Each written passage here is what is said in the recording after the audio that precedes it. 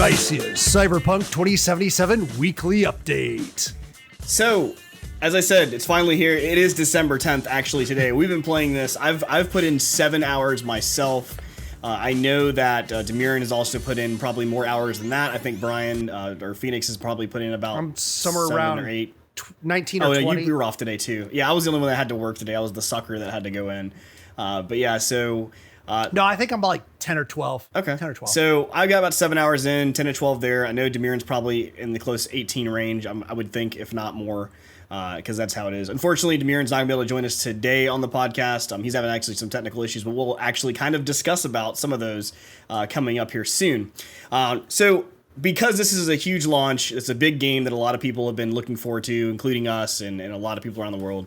We're going to kind of cover this in different segments because there is a lot of things to talk about, and I want to make sure that we don't kind of get sidetracked with some of the conversations we want to have and such. So, but before I start, I do want to have a disclaimer. If you have not played Cyberpunk and you are not wanting to have any kind of spoilers, you may want to fast forward through this episode, probably about like at least an hour, I would think, just because. Now, I'm not going to say spoilers necessarily, but depending on what we talk about, maybe some spoilers to you because it's something that, you just haven't experienced yet. So with that, what were you going to say?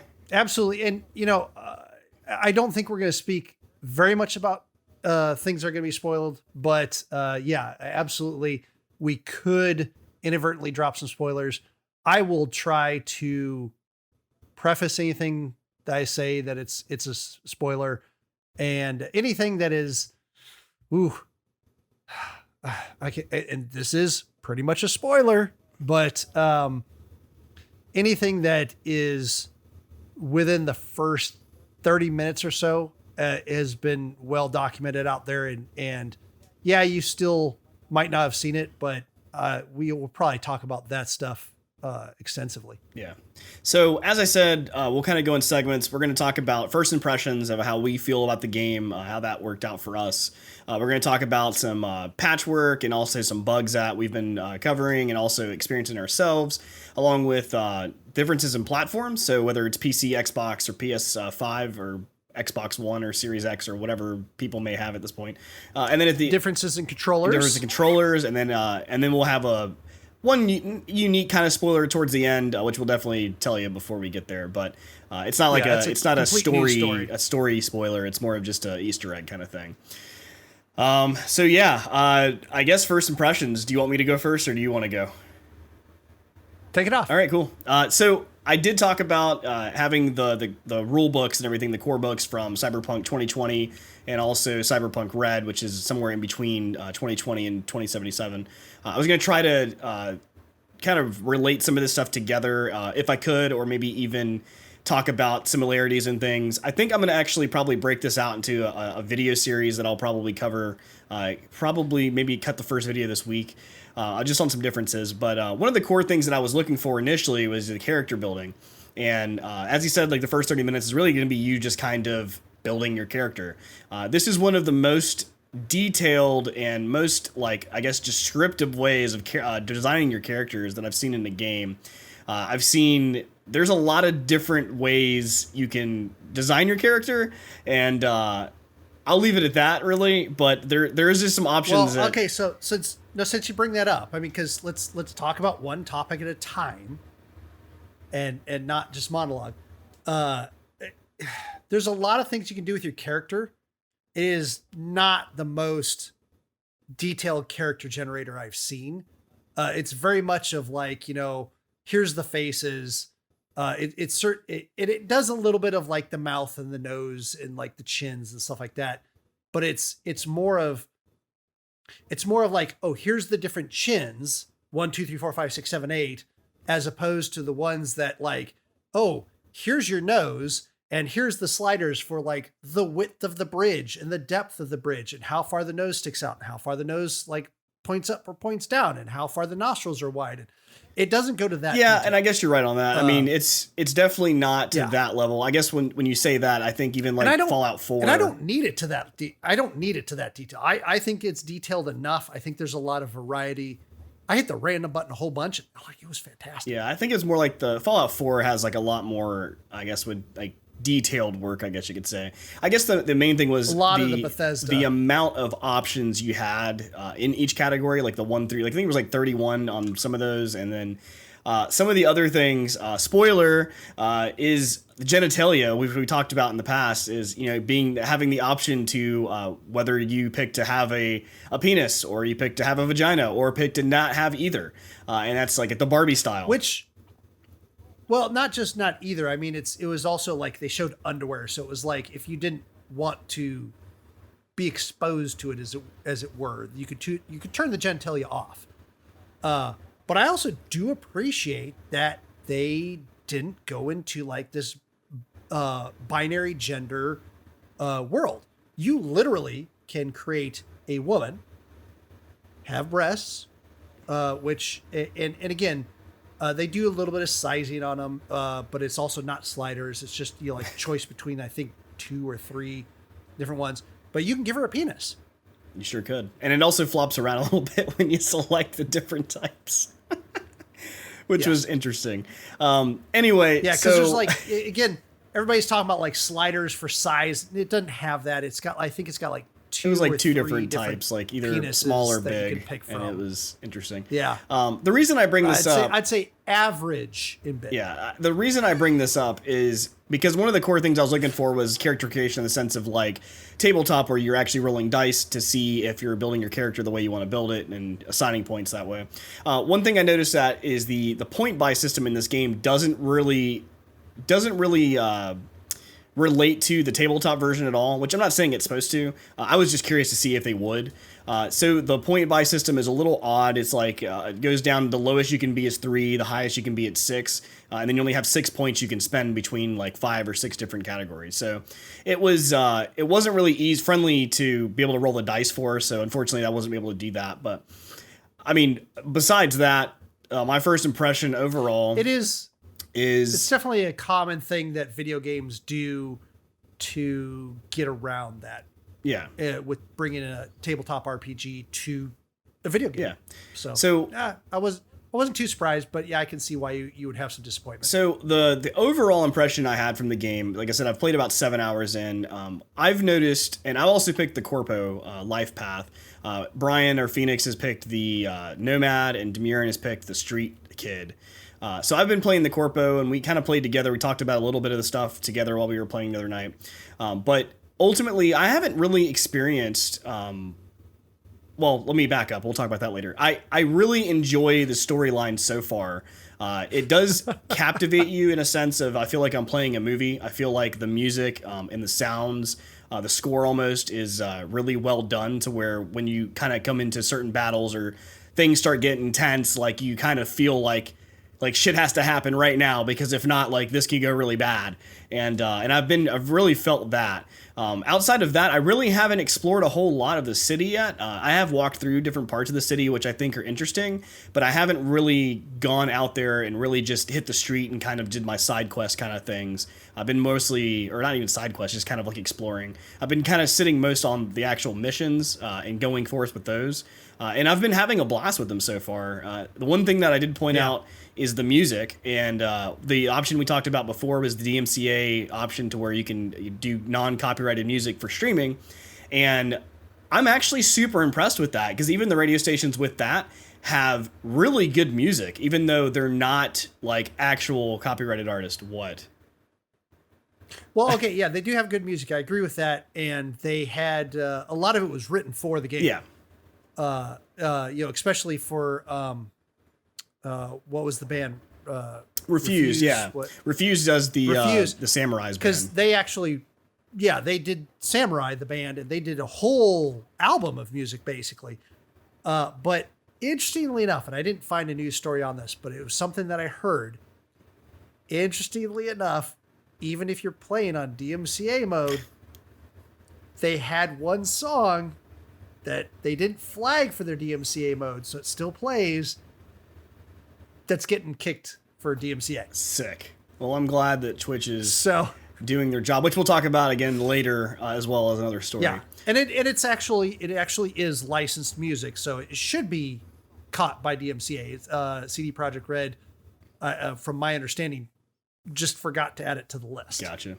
But yeah, ultimately overall, like I said, for 7 hours in, I finally got to the title screen.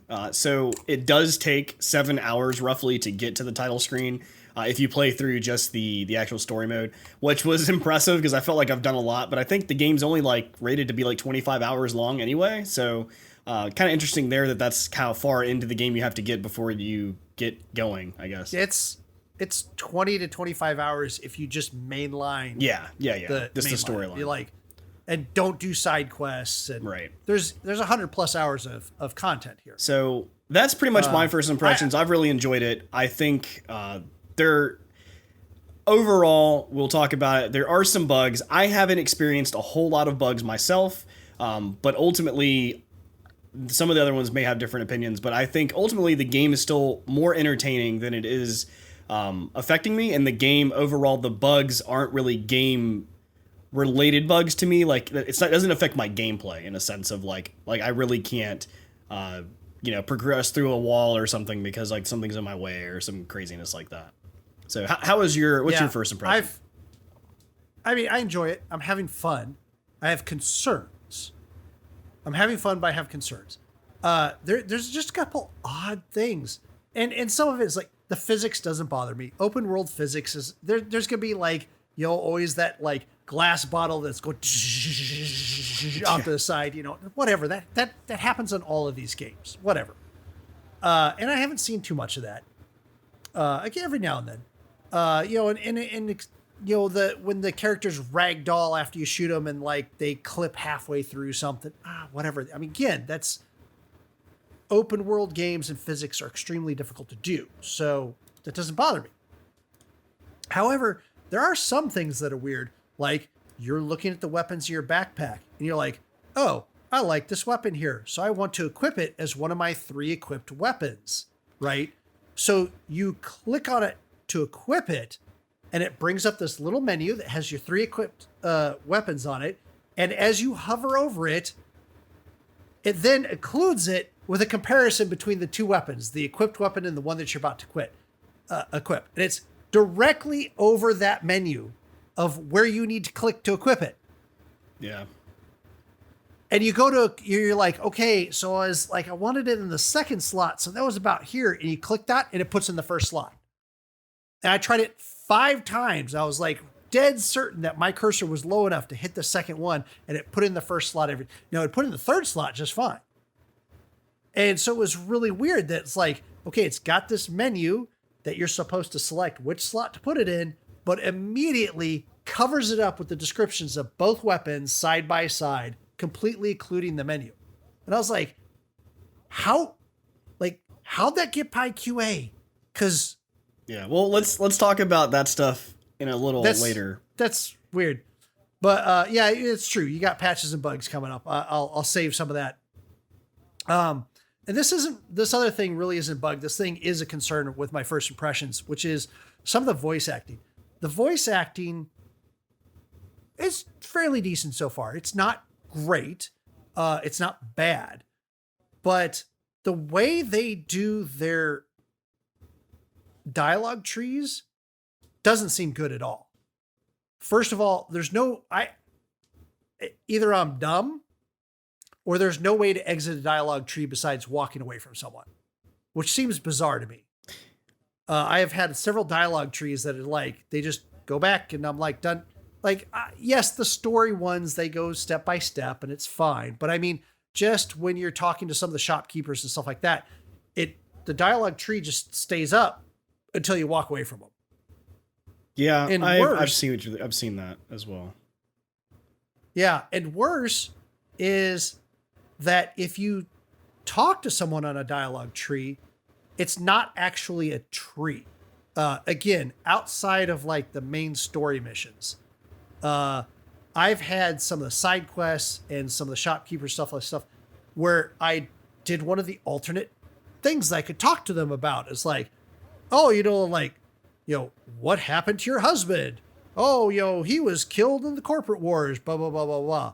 And then I'm like, okay, I got this interesting little side bit of information. That's cool, right? And then I went back up to the main conversation and clicked on it.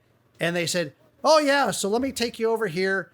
Don't worry about that. That's for my husband. He was killed in the corporate wars. And I was like, but you just told me that they didn't even record a separate line of dialogue for the fact that you had talked to them about this already. Right. Yeah, I've kind of experienced some of that as well on different dialogues. I know what you're saying. Now, with that said, I mean, they recorded a boatload of dialogue, and they recorded it in 8 or 10 different languages. Yeah. So I'm not going to complain too much. But yeah, I mean, I'm having fun. I just had some concerns, and I'm wondering how much that's going to go through. I'm seeing that in the first, prologue area. Granted, the prologue is 7 hours long. But, if I'm seeing it now during the prologue area, how much am I going to see that later? So, yeah. But yeah, patches and bugs, which I kind of already touched on. Well, hold on. So our first impressions are also not the only first impressions. Obviously, they're doing something on the initial. So they actually broke records, as we all kind of expected. It wasn't anything that we didn't kind of already expect. But they already surpassed 1 million congruent users on launch day last night as of 7 p.m. When they launched. And that's, I think, was from Steam, I think is what they reported that on. So that's not even including GOG, which is CD Projekt Red's launcher, along with wherever else people are buying a game from. So super crazy. It's because I think before that was the new WoW patch. I think they had a bunch of different people playing at the same time. And it was breaking records, and now all of a sudden this is kind of broken more records. So I mean, as with any big movie release, that kind of stuff happens as new movies come out. It was noticeable. It was noticeable because 7 p.m. last night was when you were supposed to be able to play. And we tried to play at 7 p.m. And it was 5-10 minutes afterwards. It was still saying, go back to sleep, samurai. Yeah. It's not time to play this yet. And then it acted like it was going to load a patch, and it didn't. And then it started loading a patch. So it was clear that millions of people were all trying to play this at the same time. Trying to hit the same server to get the same download. But yeah, rolling into patches and bugs. I mean, the day one patch. Oh, wait. Go ahead. Did you talk about your key bindings? No, I'm going to put that into the next part. But okay. Yeah, so basically patches and bugs. The first day one patch was only I think it was 430 megs or something, 43 megs. I don't know, something. There were a couple of them. Very substantial, but it did take us probably about 10 minutes or so after 7 to really get the game going. And like I said, I kind of expected that with everybody trying to click play at the same time. Even though this isn't a multiplayer game, we're still having to hit the same servers to download the same patch. Yeah. Ultimately, there was an earlier one earlier in the day, so it was a day one patch, but it was before the launch time. And it was a multi-gig patch. And I think that's where they brought most of it down. And then the last patch, right as we launched, was 200 meg. Yeah. It was super small and fast. Yeah. Probably just the unlocking the game probably patch or something. Yeah. The last executable. Yeah. The biggest issue that I have with this game, and don't get me wrong, like I said, I'm having fun. I'm still able to play the game, but the biggest problem that I have personally is I'm a left-handed player. I play keyboard and mouse typically, and I'm left-handed. I use my left hand on the mouse. My right hand is where it gets weird. Usually most people would still play WASD with the right hand, and they'll just live in the right-hand world, which I don't do that. I break out of the bars, and I have to be outside the box. Literally to the fact where my right hand sits on the keypad. And I've probably talked about this before. But technically, my right hand lays on the keypad on the right side. So for me to move forward, I press 8 or up. I press the 5 to go down or backwards, 4 and 6 to go left and right. And then out of that, numpad's pretty common for left-handers. Okay, it's not all that weird. So with that, I mean, all the other buttons like your 7, your 3, your 1, all of those other extra buttons I use, even page down, I use my reload. It's all kinds of different things that I get to map around there because there's a bunch of buttons I can use. And so, of course, Makes the sense. first thing I do every time I launch a game, and if you've watched some of the streaming that I've done, is, all right, let me check the settings. Let me go to key bindings, and I start having to go through my key bindings because I have to do this on every game. And so I went through, I did everything, and I was like, all right, cool, we're set up, we're good to go. I start the game, I walk up to the first door I have, and it says, press F to open the door. And at that point, I should have just pressed F to pay respects, because the point was it was broken. Like, I could not open the door unless I pressed the F key, which, if like you understand what I'm saying as far as my layout, that means I have to either do one of two things. Either take my hand off the mouse, which does my movement of my head, so then I can't do that while I'm pushing the button, or I have to take my hand off movement, so then I can't move around and just move my head while I'm doing the action. So it almost disables me in the sense of like a few, especially as I keep progressing, and it's not just the doors. Anything that I had to interact with, whether it be a door, picking up items off the ground, picking up ammo while you're in the middle of a firefight, all of these things I had to use the F key to press to pick it up. So I had to constantly like disable myself to do that. And the best part about it is that these key bindings don't exist in the menu options. Those menu options do not the mappings do not exist for those keys. And they're not the only ones. No, I mean map. Because that was, right. one of the other ones. Like bringing up the map, right, which is going to be a frequent thing when you have and let me backtrack really quick to first impressions, because I forgot to say this. This is GTA 2077. I wouldn't say that. I wouldn't. Depends on what you're meaning by that. You have a wanted level when you piss off the cops. Yeah, I mean, I understand the similarities, and in a game that's an open world sandbox in a human society, I would think doing that's heists. I would think that's you are legit doing heists like GTA 5. Similar. I wouldn't.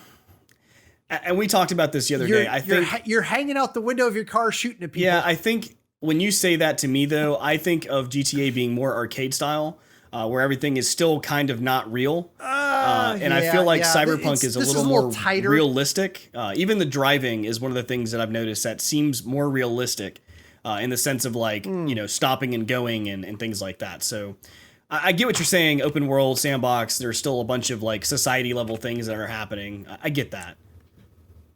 I think the driving is pretty close to GTA 5, actually. I don't agree with that. I think the driving is more related to more of like a driving simulator. Like I feel like it's more. Oh God, no. Yeah, I do agree with that. The car was so squirrely when it hit 70 miles an hour. 70 miles an hour so in my fast car. in the city? 70 miles an hour, and I barely touch anything, and it's going over like a little bump in the road, and all of a sudden I'm 90 degrees and slamming it aside. Oh my God, the driving really reminds me of GTA 5. See, I don't mean, see it's that, not but bad, and I know, and there's certain cars that do drive better than others, and we did go different life paths, so we might have different cars. Yeah, I got a Hella something. I don't even know what the name of it is. I've only used it a few times because I will say, the times that I have been outside of missions and actually just walking around, I tend to walk because there's just so much to look at and to see and hear that I haven't really spent a lot of time sitting in my car driving. Yeah. But still, GTA 2077. Yeah. With a lot of, modernization and tightening some things up. And yeah, when you have a game like that, you're going to be going in your map in and out a lot. Either, selecting a mission because it will do just like GTA and some of those, it'll do little dots on the mini map of where you're supposed to drive and everything to get to your next mission. And Xycia couldn't find a key binding for map. Yeah, and that doesn't stop there. It's not just the pressing the door to open the door. It's not just the map. It's the inventory. It's the character, the skill points, all of the things that you typically would need to see or do doesn't exist. Like you have to use the key bindings that are not explained to you because they're not even an option to explain to you that's what it is. But like I for inventory, and it goes, J for journal, things like that, M for map. Yeah. And it goes even deeper because it's like they were creating this game and they couldn't decide whether they wanted you to control it by keyboard and mouse or by controller. And yes, we're going to say differences between platforms. We'll talk about that later. But I just want to say really quick that there's a menu for selecting your weapon or putting your weapon away. Yep. Now, when I use that on controller, it pops up in a circle and I just put in my joystick to the direction I wanted to. And I selected that and hit OK. And then I was playing it with keyboard and mouse today. You move up and down on the mouse to rotate it around. And it was such a pain in the ass. Well, let's back it up. To get it to the right place. That doesn't even tell you how to bring that dial up. That was another issue we had because you have to hold on. Yeah, me and Demiran were walking around the city going like, hey, can we holster our weapon? Because I don't want to walk around with just a gun hanging out the whole time. It seems weird, Yeah. So he's like, oh yeah, Brian's playing with the actual controller. And he's like, yeah, you just do this thing. And we're like, well, we don't do that on the keyboard and mouse. So what button is that? And he's like, oh, I don't know, I'm hitting this button. And I'm like, well, that doesn't make any sense. So I just started clicking all kinds of stuff. And then all of a sudden this pop-up came up when I hit Alt. And it was like, oh, there's a wheel that I can holster my weapon. And I'm like, well, that's odd. Like, this isn't explained at all. It just there's a lot of things. The fact that menu 100% was meant to be used with a controller. Yeah, for sure. And the driving is significantly better with a controller. But I mean, that's most of the games like this. Yeah, I mean I wouldn't expect GTA, to drive with the key. I am driving with the keyboard. I did. It's not good. I did play with the controller today as well. And because of my key binding issues, it seems it's going to be my only real outlet at this time. The only problem that sucks is it's the best of both worlds, right? So I'm going to have to do the hybrid. I'm going to drive with the controller and do what I need to do. And then when I want to fight and actually walk around, I'm going to use the keyboard and mouse because that's the only way for me to get the full experience. I mean, back to kind of what I said, it's like they designed this thing to be used with both, which is bizarre. But I think we've got the next most important thing about this too with patches and bugs. Well, which similar to left-handed is an accessibility issue. So disclaimer, and this may be a spoiler, and this is something that you have seen if you've been watching the Night City Wire. They actually did like a 20-minute video clip of like a certain part of the game, and it is a part of the game that's like it's going to be something that you're going to be doing a lot of. It's one of that like the cyber sides of the game, and it's called a brain dance. And what it is it's a simulation of like a previous experience that someone lived. That since everybody has like these cybernetics that are in them, they are recording everything. It records information, so you can basically see other people's point of view of what they were doing when they did a certain thing. But on top of that, if there's any kind of cameras or any type of anything around there, all of that footage and all of that is able to be accessed while you're watching this brain dance. So like you can literally like have an out of body experience, like watching like you see first person as like this person doing something, but then you can like zoom out of the body and actually see around the person stuff that they're not even aware of. But yeah, and some of it goes by the concept of like these cybernetic implants are recording everything that comes into the eyes, everything that comes from the ears, and those ears and eyes might be augmented themselves, but the human brain behind it still can only pay attention to so much of that information at the time. However, the cybernetics are recording all the information that's coming in. So they didn't pay attention to the fact that someone was having a conversation over here, but their ears still heard it. Yeah. And like I said, not to get too much in the brain dance side, because I mean I don't want to spoil anything with that, but it is something you're going to be using throughout the game, and it does seem very interesting, which is something that I'm looking forward to in the future of like during the game, like using that feature. But the biggest thing about it is when you go to use this is you put on this like headset essentially with the little visors in the front, which I know that Brian would love to tell you what they look like, but they look like what? Well, interestingly enough, they have a grid of LEDs on both sides that start flashing white and then even red, which is almost identical to the exact device that scientists use to trigger epileptic seizures in order to be able to test things that are supposed to prevent epileptic seizures. It's it looks near identical. So the problem with that is, I mean, there's always games that have those warning messages that tell you, hey, you probably shouldn't play this game because it's going to screw with you. And people who, obviously have those have ability to have seizures like that they know those things and they go, oh, okay, I'm out of here. The problem with this is they didn't have a disclaimer at the beginning of this game to let you know that this was a problem until people started. I mean, they did. It was buried in the EULA. Right, but it's not at the beginning of the game like you're going to look at when you're, doing that. So the other thing too is I don't have any issues with epileptic seizures, thank God. But I will say doing this scene, even, and I've talked to a couple other people who played it, I still kind of had to close my eyes and look away because the lights are so intense. I mean, you're probably in a dark room and the screen goes white, like it's completely white. And I will say, and flashing. And I mean, it was intense. Like I even had to kind of look away at times. And I even after I stopped playing last night, like my eyes hurt from, and it's not just this part, from like the whole game. Like there's so much going on. And I'm not saying this is a bad thing at all. Like this is very cool, very immersive in the sense of the brain dance thing. I get that. It's just, disclaimer part we need to talk about. But the like all of it is so good, but so like pretty.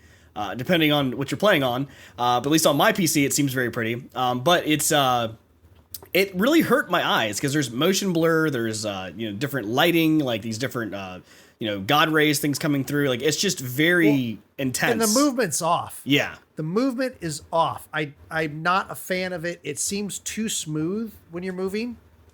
It's like you're constantly doing a ninja walk. Again, it's kind of my first impressions. Like I'm used to like a little bit of a bob, and this is just like it's very glidey. Yeah, I can see that. I see what you're saying. But again, I don't have a problem with that. That doesn't bother me. It's more of just the fact that like it does hurt my eyes. There's like I had to take a break. Like I literally stopped early because I needed to stop. This is not a new thing. They've known between anime and games and everything. This is a well-known thing that if you flash things on the screen, you can cause an epileptic seizure. And they knew enough to put it in the EULA, but they didn't put a good warning on the screen. It was until today. It was today, and granted, today is technically the release date. They did it early. They did it midnight on GMT, so it was 7 p.m. Eastern. That we were able to play it, or they released it at the same time worldwide.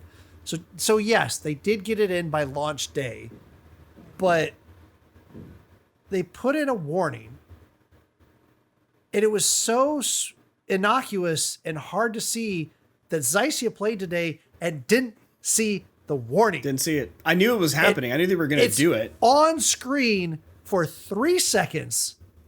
You can't read the whole thing. And I was even trying to read it again to see if they specifically called out the brain dance section. Because here's the thing. The whole game doesn't cause epileptic seizures. It's primarily this section. And there's some other parts that might cause some issues as well.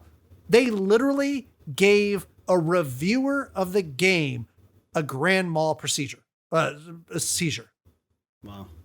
One of the reviewers had a seizure doing this. That's crazy.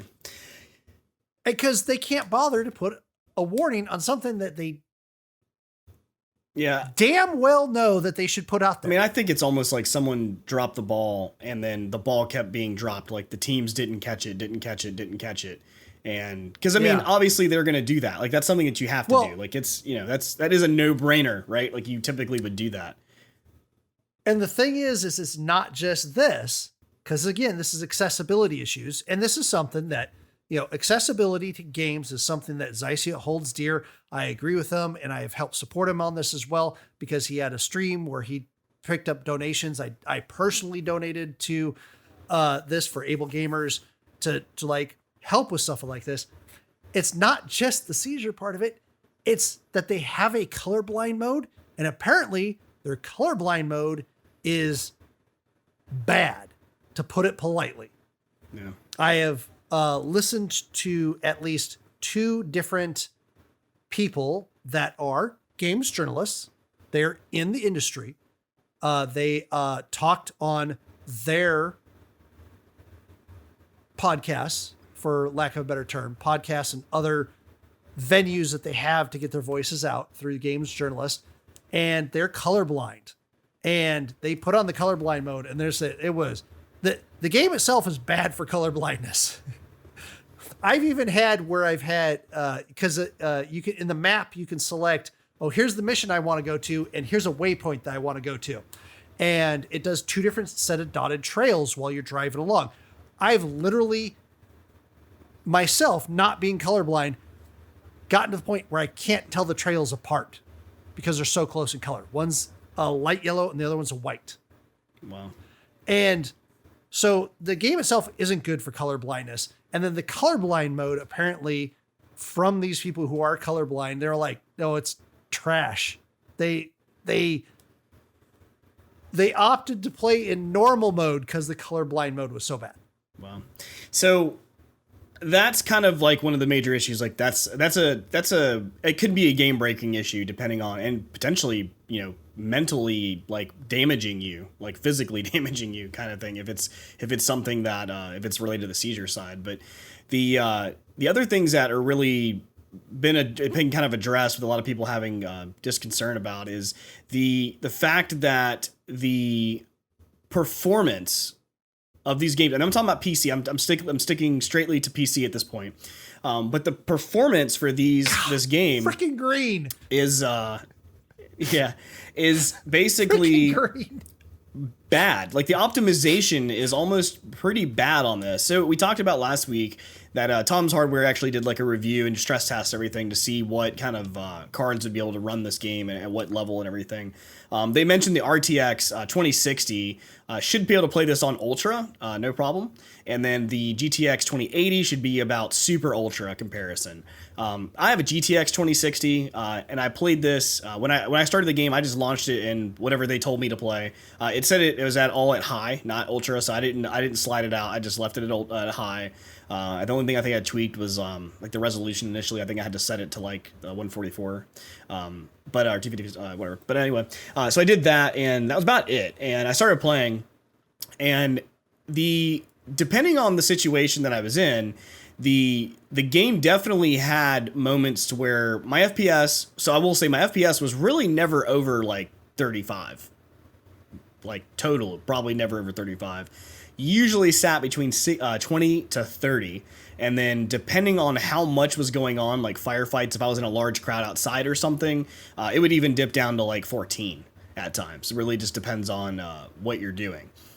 So that was kind of like, what? That doesn't seem right. I mean, yeah, don't get me wrong. I am streaming at this time. So I'm using my GPU and my processor to do different encoding. I'm also, sending this on the internet, and it's using my processing and stuff. So there's a lot of other things going on that are using my machine. But ultimately, like I've been playing other games that are like even on Ultra and things, and it are fine. I mean, I've been playing Far Cry 5, and that's been pretty fantastic on stream. So it's, I don't really know. I mean, granted, Far Cry 5 was released a year ago. Yeah, it's not super it is old. An older game. Yeah. I'm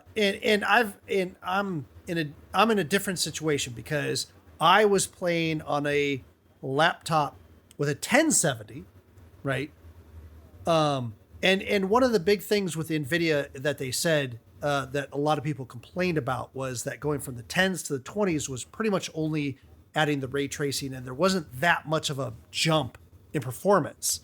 So a 1070 being not in theory too different from a 2070, except for the 2070 has ray tracing and a bit of performance bump. But I was playing on this laptop, and that then went to my secondary computer for streaming out. So it was dedicated to playing the game.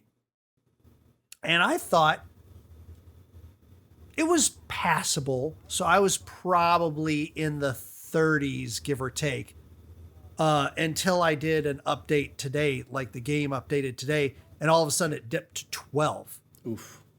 Like it was not butter smooth when I was doing my stream. And each of us have got our streams out there. Each of us did the different life paths, so it's fun to watch the different streams. You can go out and see my stream. It wasn't butter smooth, but it wasn't hitching. Yeah. It wasn't crazy. And I played it again this morning. It was fine. And then it updated sometime in the afternoon. And all of a sudden, I'm walking around with 12 and 15 FPS. And I was like, it's the same laptop. I haven't changed anything. Yeah. And that's the other thing too, is I also upgraded my, or updated my drivers for my card, which I know a lot of people were like, why did you do that? You're crazy. You're not going to play anything. You're going to crash. And I had to do it with my Radeon. Yeah. On my main computer with my Radeon, it literally would crash until I updated my and drivers. they literally had a Cyberpunk update, like driver update is what they said. They were ready for the game. Like, we can launch it, no problem. So I did that. Another thing that people were talking about that were having issues was that there was a certain part, anytime that you get around a mirror, when your character can look in the mirror to see his reflection, there was early reports of people's games completely crashing. Just completely, as soon as you go to that scene, it just crashes your computer. Dicks. And I didn't get to that part, but what I got is the frame rate lowered like by a lot. I mean, it would go from like 30 to like 5 to 7 almost at times. Like, it would be really bad. And then once you see yourself, yeah, I heard that was pretty common. Yeah, even the reflection, it doesn't even look the same. Like, I don't know what the technology they're using there for the graphics to do a reflection, but it definitely is taxing the shit out of your PC. And and people were saying that they would be missing their hair, or they'd be missing their hair in their hat they were wearing, or like some people were like, I'm completely naked. It was really weird. There's huge bugs around the mirror. Yeah, so and this is specifically while you're in your apartment and you go up to this particular mirror. It is specifically put in there for you to go up and look at your character, because you play first person. People laughed at me. Xycia and Demir laughed at me. So I said, pay particular attention to your nails on your hand, because you're going to be seeing the nails on your hand a lot during the game, because that's really only all you see, because it's first person. Now, I played a female character, so I got to play a little bit more with my nails, and they're like really pretty and multicolored, blah, blah, blah. I don't know what those guys did, but I picked white. Yeah, it's first person. The only time you really are seeing yourself is in the character screen, which is a lower res rendition, or in this mirror, which is supposed to be the high res, like, here I am, and bam. I guess photo mode too, but we haven't played with photo mode. At least I haven't. I haven't yet either. Like I said, I've been kind of busy doing other stuff, but so I'd say photo mode's probably the other place. I'd be curious if photo mode has a similar dip. So the other part, kind of going back from that, because like those are some experiences that we've had, is so there's actually, and this is unfortunately I mentioned earlier, Demir's not here, but it's also part of kind of this issue. So he has a 3080, which is he's a bastard for having one, because he was one of the few people that I know that actually got one. But he has don't start that, because some of us also have consoles that other people have. That's true. That's true. So. But I don't care about the console ones. But anyway, so he has a 3080 and he was playing this today or playing last night and today. And then his motherboard had some major issues, and he's basically rebuilt his computer right now, which is crazy. But unfortunately, that's what happened. But there was an article that was written, a person who did like a kind of stress test to this, and they found out that even with 3090s, like the brand new 3090, like the top dog, like I have a lot of money and just want to spend it on a card, and I do that. They are even getting the biggest dick in the locker room. They are even getting 22 FPS on average. So with that being said, Demir started doing stress testing on his own machine, because he felt like with the 3080 he should be getting a better performance. And he has a Ryzen 7. I think he has a 2800 like I do. I think he has a 3080. I think he has like 32, maybe 64. I'm not sure RAM. And I don't know what motherboard he has, but he has a good machine. Like it's definitely, yeah, it's up there. And even with him, he was still getting like under 30, like I was getting. And even with all the stress tests he did, he said he like went through, he started adjusting the settings, trying to put ray tracing on, ray tracing off, and all of that. Nothing really made a difference with the actual the FPS of the game. And with another article, people were doing the same thing. They were doing a lot of stress testing, and it didn't even seem like the sliders or anything that they were doing in like the actual performance were even making any difference. Like it literally wasn't changing anything. And that's unfortunate. It seems like the game is definitely not optimized at this point. And it's in the state they're playing in. Like I said, I'm nitpicking. I'm definitely up. There's certain things I want to talk about, and I want to give you kind of like an honest review of how I feel. But ultimately, I don't think that's nitpicking. well, on certain things, not necessarily this, but the fact that the brand new, latest, biggest, baddest, like bully on the freaking playground, right, like I said, not necessarily is just brought this. to its knees because of like, and it's this isn't like this is like photorealistic game. There are games out there that look better than this, that run smoother. Yeah.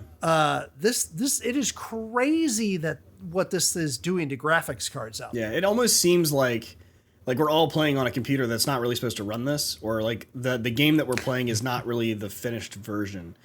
I will say the game. Well, it's not. I mean, the game reminds me a lot. Par for the course for all games Yeah, today. that is definitely true. I'm not shooting at CD Projekt Red. I'm not trying to give them anything. This, like he said, it's everyone nowadays that puts out a game. Ever since cartridges went away, and it was like now we can just update virtually on the internet.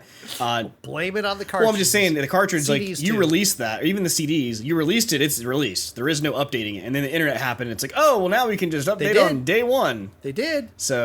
There are cartridges that they release new versions to fix bugs. Okay, well it happened. Yeah, and that's fine. But it was rare. But yeah, it's a lot different. And it is completely different though. I mean, I'm nitpicking. You know, now with that kind of mentality where I can just release a day one patch and fix the issues potentially, it does take away from games really being released, and that's always the big argument about pre-releases. Like, should you pre-order something versus not, because you're enabling those companies to do this. Yeah, I know that. I wanted to support them anyway. I do want to play the game.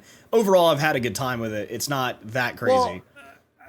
Well, there was no way that the three of us were not going to buy this game. You know me. I'm a big advocate of not pre-ordering. Yeah, and you didn't have to. Go and listen to the reviews and then make a decision on that. But and then I pre-ordered, and you sat there and you were like, "Burn the witch!" Yeah. And our personal like messages on Discord, we had like a little chat. And I was like, okay, like if you know 100%, no matter what, regardless of what anything says, whatever you hear, that you're going to buy this game and play it anyway, then yeah, go ahead and pre-order. There's nothing wrong with that. It's just, for the most part, most of the time, you should not pre-order. You should be waiting a second, and you don't have to be the first to play. Like in most games, it's not going to change your play experience, especially a non-multiplayer game like this. So it's not going to change your game experience. The game that this reminds me of, and I don't want to curse it this way, but I am. GTA. Not GTA. It has nothing to do with GTA. It doesn't remind me of GTA at all. What it does remind me of is Anthem. The initial, when we had the beta release for Anthem, we played that, and then I know we got the game when it was technically released. There was the market, and that was the biggest thing. The flying around the world had no problem with. It was more of the market stuff, where it was beautiful. super, like, optimization in the market was bad, and like people would kind of phase in and out, and not really. It just was really odd. And that's the kind of stuff that I'm seeing in this game, like especially being out on the street, which I said I haven't really done a whole lot of. But some of the stuff that I'm seeing reminds me of the way that the movement is, like the optimizations is kind of just not 100% there. That's kind of what it reminds me of. And I hate to say that, because obviously we know Anthem is going nowhere. It's completely dead and will never be a good game at this point, which sucks. But I did have enjoyment with it. Don't say it'll never be a good game. I likely won't. Well, I mean, there's no developers. Like, it's basically gone at this point. Anthem had a lot of problems, and some of it was technical. A lot of it was story, and the jury's still out on the story for Cyberpunk 2077. So far, I'm enjoying it. Yeah. But again, I'm still not even at the title card. Yeah. Well, like I said, when I say that, it's more of the certain parts of the game. Like, I'm not comparing this game to be an Anthem. Like, this game is way better than Anthem. Right. On that sense. But it's the little things that I'm seeing, the optimizations of it, that's really what's the screwing with me. release and technical issue parts. Yeah. So another bug that people had actually reported, and it's funny because I actually experienced this today. Like I played about 2 hours today. Dicks. And dicks. And I saw this article get posted in our like little newsroom that we have, and I was like, oh, that's super funny because I just had that happen. And so what's happening is when you're in your inventory and you get to switch out different clothing, depending on the character that you have. Like my character is a man, so he has a penis. Right, and that's what it is. And he basically, as I switch pants, because he can have a vagina. Yeah, he could. We've already covered this. He could have a vagina, or he could have none. He could just be a Barbie and have nothing. But as you switch pants, I would switch pants, and instead of just like being in your underwear or whatever, or pants just going to a different type of pants, there's like a blend session where it blends like whatever you had to the next thing. Well, as I did that, I went to like a Barbie for a half a second, and then I would see the pants on there, and then I was like, that's odd. So I did it again, and then I would see my big floppy dick just like flopping around, and then it would be like covered up by the pants real quick. So I'm like, are you fucking kidding? So I kept doing it, and I'm like, yeah, this is totally happening. Like this is actually a thing. And then obviously we have an article about it that people are also experiencing this, which is just completely random, but like even that is like not just experiencing it where they're going back and forth, but literally that they have the pants on and they've changed to another new pair of pants and their penis is showing through the pants. Oh, I haven't seen that then. That's not what I saw then. But yeah, I was seeing just like in between. Yeah, it is completely clipping, and apparently this is not just for the men. The breasts of women are actually clipping through certain shirts as well. So, like I said, the things that I've experienced are not affecting my gameplay in any sense. I mean, there's just different things that obviously this stuff will get fixed, or if it doesn't, I don't even care because that doesn't bother me. Like me seeing the penis for half a second is not a big deal for me. It's not going to make me stop playing the game or anything. And again, it's first person, so this is only when you're on the character screen when you're like swapping out what you're wearing. Oh, and so one thing it's a vast minority of the game. One thing that I did note though is so they make a big deal about it, being able to pick your genitalia and all that. So I went to the apartment that you have that you start the game with, like V's apartment, and I went to the shower, and you can turn the shower on, and I look down, and if you're in the game and you're walking around, you look down, you can see your pants, you can see your feet, your shoes or whatever. But in the shower, when you look down, you don't see anything. You don't see any legs. You don't see any feet. You just are looking at the ground. And I thought that was interesting because I'm like, they make a big point of having this as a thing, but in the shower, you can't see it. So I'm like, well, that's stupid, but whatever. Yeah.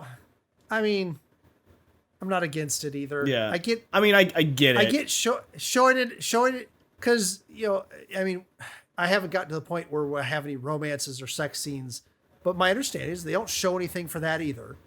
That pretty much the only time that you see your genitalia is during the character select screen, which kind of like why begs the question: why do you even see it then either? Yeah, but so those are probably the majority of the bugs and things that we've heard that are obviously people are covering and people are submitting because like, these are like major issues for them.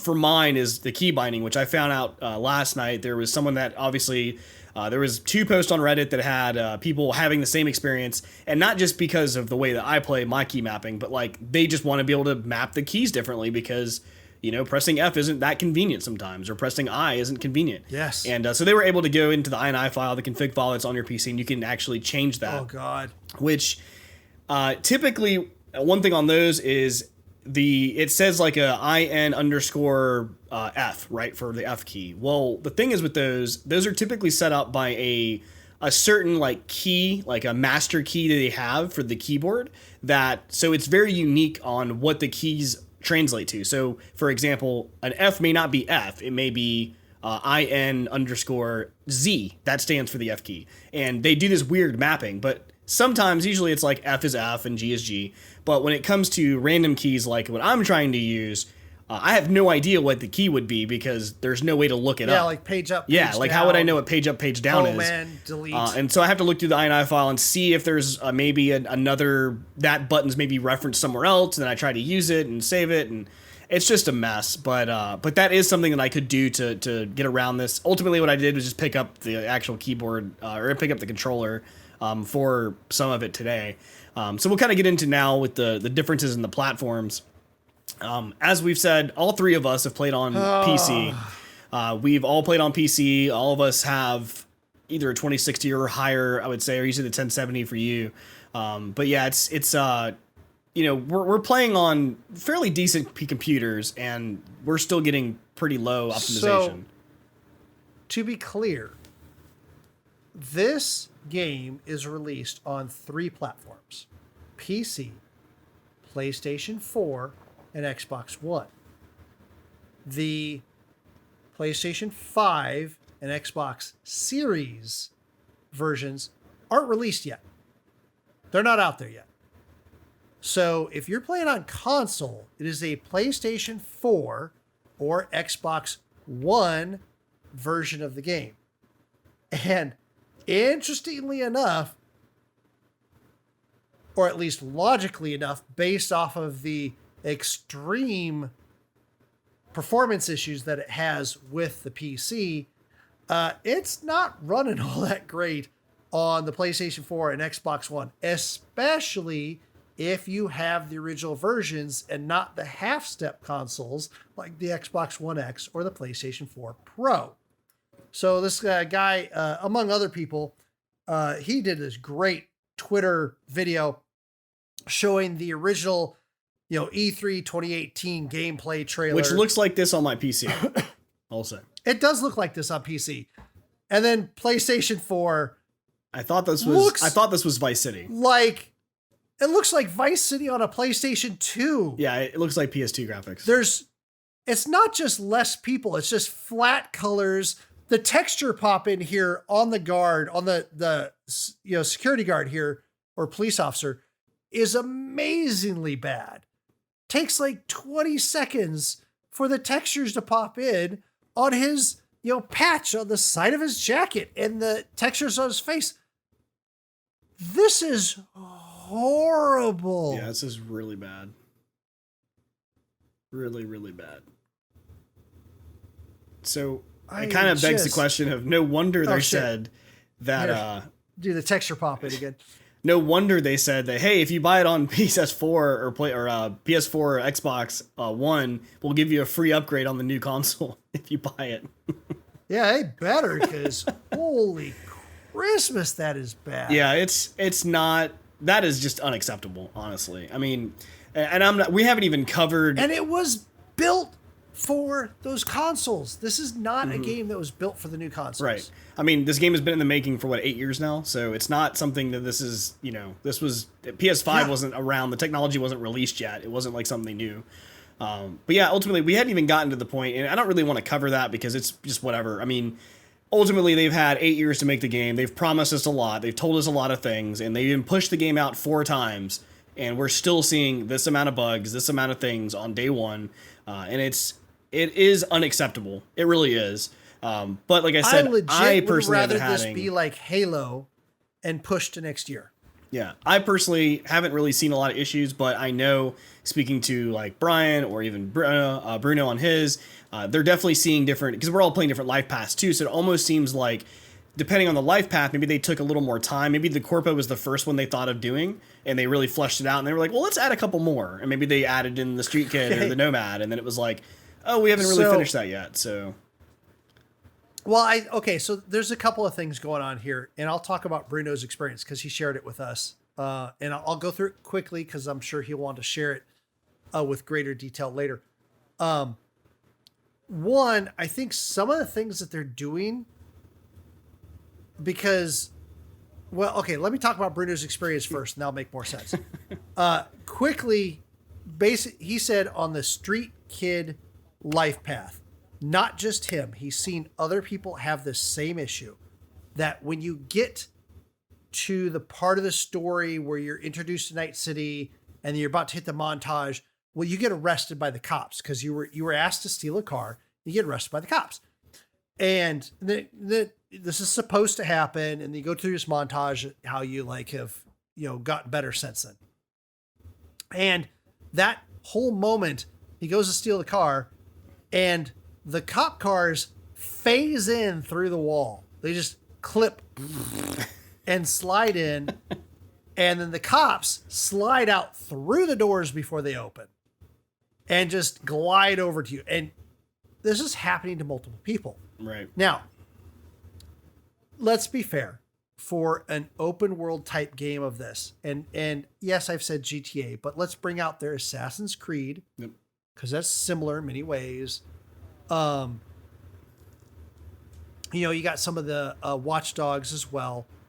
Trying to script events in an open world like that, it's difficult. It's not easy. You build this open world so that everything is just like kind of ticking along, and then you're like trying to script this thing and not let the player do certain things. There was a moment in mine where I had to go into this room, but the guy was talking to me, and if I moved forward, he would push me back. And it was because they wanted to make sure the player didn't move forward until a certain time. So scripting these things in an open world game, not easy. So that makes sense. There's actually a theory floating out there because the understanding is that multiplayer will be coming. And the theory is that I thought they weren't going to do that. That was the first thing. And then it started coming out that they are thinking about doing multiplayer. And then the theory came out is with this scripting and all this stuff that they've put in for these life paths and everything else, is that they're going to try to do a multiplayer. You're going to hate me for this, Xycia. Like GTA 5 Online or like Red Dead Redemption Online. I told you. Maybe they'll fix the game first. No one sees he's shaking his head. Maybe they'll fix the game first. Maybe they'll fix... No, I'm sure they will. A lot of this stuff is going to be fixable. Even some of the performance stuff that we talk about is going to be fixable. And even some of the stuff that we're also going to talk about, which is we're going to dive a little bit more here into the difference between using mouse and keyboard versus controller, especially since I was using that on the PC. Now, aiming with a controller on the PC was not horrendous. Good. Now, you brought up Anthem. Anthem is a fantastic example here because Anthem, if you used a controller, it gave a slight little aim assist. In fact, Destiny does this as well. Yeah. There's a little bit of aim assist that is done for when you use a controller versus when you're using a mouse. And the aim assist comes in several different ways. There's some fascinating Destiny videos out there that go over this. Some of it is like the magnetism, like if you get close that it snaps on. Some of it is the stickiness that even if you're trying to push past it, it kind of stays there on the target before it goes past it. There's great like game design, fascinating things on how they do the difference between mouse and keyboard because the mouse is going to be more precise. They have none of that in this game whatsoever. So I had a shotgun and a person right in front of me and could not hit this guy as he sidestepped out of the way because I just couldn't react fast enough. So there are options for aim assist. There are options in the menu for aim assist. I turned them off because I was using with a mouse. But I used the keyboard. In theory, they're on by default. Right, and then I used the controller afterwards, and yeah, I couldn't. They're not very good. I couldn't hit anything. I mean, it was just bad. I just couldn't hit anything. The only thing it was good for was driving. Now, some of the reason why the controller was hard to hit with is because I legit think they tried to make it react like a mouse. Like when I move the controller, it starts off slow, but the speed of movement ramps up real fast after that. Yeah. Like there's a moment of slow, and then all of a sudden it whips around. And I think some of it is having to get used to it. Yeah, and there's also recoil and stuff too for the weapons that if you hold it down and try to just shoot somebody with an automatic, you're not going to hit them.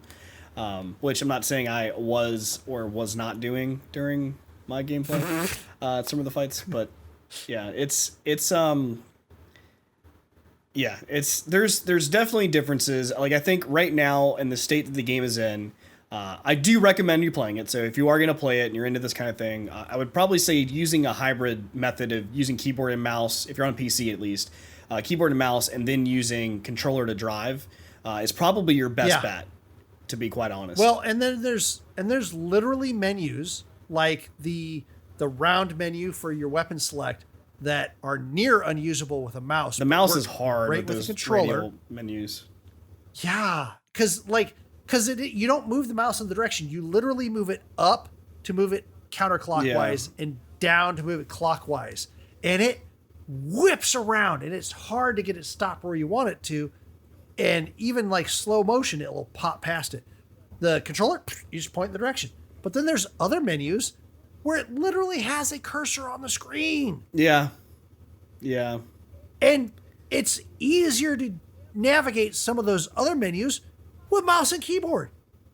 It's so, like, there's literally menus with tabs across the top, and I can just reach up with my mouse and click on the tab instead of doing like left and right bumper. And they even have 1 and 3 to like act as left and right bumper. But yeah, just use the damn mouse, click on the tab. Okay, now click down here and like Demiran's playing Cyberpunk 2077 right now. He's trying. He's trying. He's testing as he's rebuilding his computer. There's like hold it down for a certain amount of time for it to activate, or like disassemble this stuff. And and there's some keyboards that are mouse and keyboard friendly and work so much faster that way than a controller. And there's other one, the controllers work better. It's a I've never in my life more supported the idea that you play a game like Xycia just said, that you play it with both your keyboard and mouse and your controller right in front of you. And to make matters worse, because that's how I was playing it this morning, when your controller times out and goes to sleep and everything stops on the game, it says, your controller just disconnected. Please press enter to continue. I'm like, oh my God. So before we get into one of we'll leave you with the spoiler on the whole thing to kind of wrap this up. If you are wanting to play this game and you haven't purchased it already, I would think you're probably not going to purchase it after hearing us. I would think if you wanted to purchase a game, you probably already bought it and you're already playing and probably experienced the things that we've already talked about. Ultimately, the game has a good mixture of stealth. Reminds me a lot of like the old Metal Gear series, so Metal Gear Solid mixed with Deus Ex. Mixed with like almost Fifth Element. Deus Ex, sorry. And also Fifth Element, along with like obviously like Blade Runner, like the world is just like that. But it's a lot of like that. The story mode so far has been intriguing, at least the main story quest that I've been doing. And if you can live with some of these, like I said, the bugs and stuff that we're kind of experiencing, I think it's definitely well worth $60, especially knowing CD Projekt Red's going to do a lot of fixing of this stuff. They did the same thing with Witcher 3. It wasn't perfect when it was released. The biggest difference here is CD Projekt Red hyped the shit out of this game along with everybody else, where Witcher 3 wasn't as like end of the world, this is the best game that's ever released. So the things will get fixed. I mean, most of it will get fixed. Hopefully the optimization will get fixed. And they're definitely known for fixing things, so it's not like they're going to just ghost us on this. Check out YouTube videos of the game if you have not purchased it already to make an informed decision of buying it. Yeah. And the other thing, I cannot stress this part enough. Do not base your buying decision on Witcher 3. This is a completely different game in so many different ways. It moves different. It fights different. It's like the tech tree is completely different. And most importantly, the side quests just are not as engaging. There is no Red Baron. From anything that I've heard or seen, this is not just my experience. This is people like playing through it later. There's like the main quest, yes, good.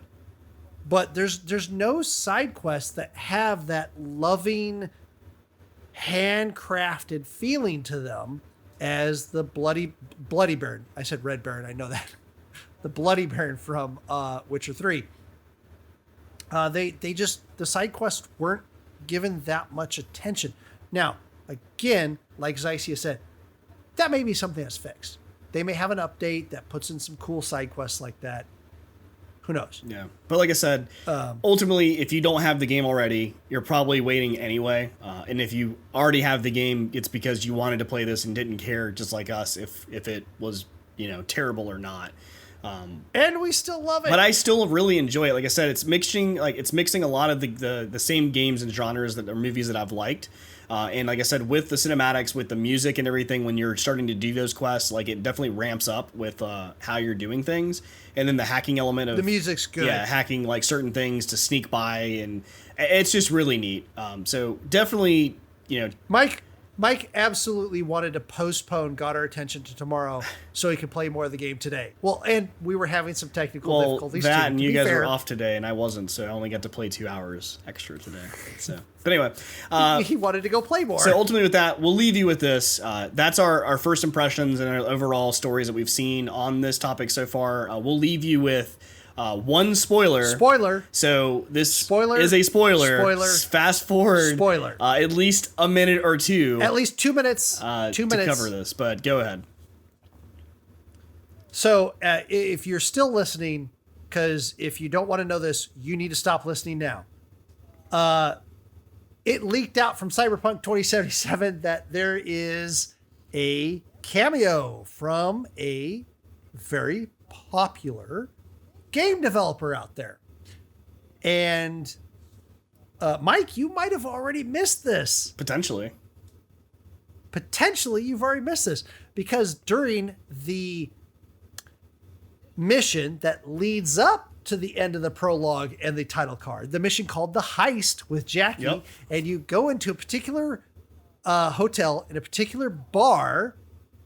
In a section of that bar, you will find lounging on one of the chairs none other than Hideo Kojima. Guess what? I didn't even go in the bar. You didn't even go in the bar. I passed the bar. The mastermind behind the Metal Gear Solid series, right? From Konami, very popular series. He no longer works there, so he can't make Metal Gear anymore. And he also made Death Stranding recently. Also, rumor has it, and this is just a rumor. Rumor has it. But there's talks that he may be going back to Konami. That's not I heard that from Tickle, our roving reporter. Nope. He said he had sources, and I said, okay, I'll take it from that. That is a totally rumor. I didn't bring it up before, but now that we're on Hideo Kojima, that's something to say. I will put a margarita on. Okay, for sure. But I definitely did go past the bar, and the reasoning why is because I was on a mission. The mission was to go do a certain thing, and I said we could not. I told the partner in the game, I said, we're not going to sidetrack, our mission because we're going to go hang out at the bar. So I walked past the bar and kept going. So interesting. So for those that don't know, and for those that might be joining us from the 2-minute skip, that's okay. We're not gonna talk specifically about the spoiler in specifics here. But for those that don't know, this is not like every building is 100% open. You can just walk into it any time and go to all these different places. And no, like most of the buildings are just locked doors. And when you go on certain missions, you might have access to part of that building for that mission, but you don't necessarily have access to that part of the building in future missions. So when we talk about how Mike might have missed that spoiler, he might not be able to go back and see it again unless he starts over the game again. I don't think I will be able and to get to that section, you got 2 other life paths to play through because they are different. That is the cool thing. That's true. The different life paths, man, the prologues are different. To get to that section, though, he'll have to play 5 to 7 hours before he can get to that. So that's amazing. So, I know it has to wrap up, but that is our Cyberpunk update of the week. The game is here. Like I said, I'll probably be cutting some other videos for my channel to cover some of the things that I wanted to compare on tabletop and such. And I'm sure Phoenix will probably do some the same. But yeah, so that's that this week. We're going to move into some other things really quickly before our break. So hang tight with us. Probably another maybe 10 minutes and then we'll